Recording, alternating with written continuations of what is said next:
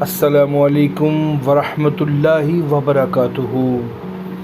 اصلاحی کہانی کے پلیٹ فارم سے آج ہم یہ جانیں گے کہ بیٹی اور بہن کی شرعی وقت اور مقام کیا ہے۔ کہانی کچھ یہاں سے شروع ہوتی ہے کہ سارے بیٹے آس پاس بیٹھ گئے۔ بوڑھے باپ نے تلاوت ختم کی، قرآن کو بند کر دیا، آنکھوں سے لگایا، چوما اور احترام سے سرہانے پر رکھ دیا۔ ایک نظر سب پر ڈالی اور کہنے لگا، میں اپنی زندگی گزار چکا ہوں، اس سے پہلے کہ آنکھیں بند ہو جائیں میں اپنی جائیداد تم میں تقسیم کر جاؤں گا۔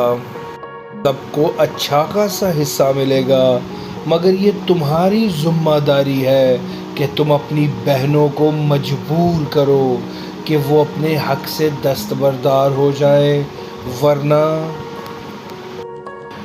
ورنہ کیا ہوگا ابا جان؟ سب سے چھوٹے بیٹے نے پوچھ لیا۔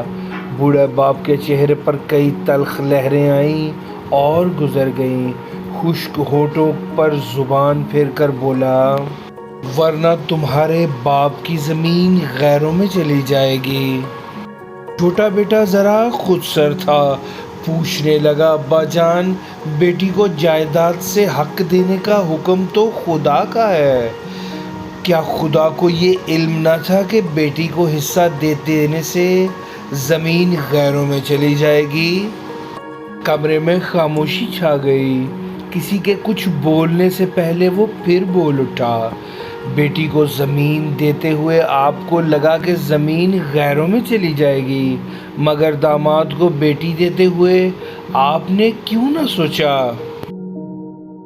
کہ بیٹی غیروں میں چلی جائے گی؟ بیٹی کو ان کا شرعی حصہ لازمی دو۔ آئیں اپنی اصلاح کریں۔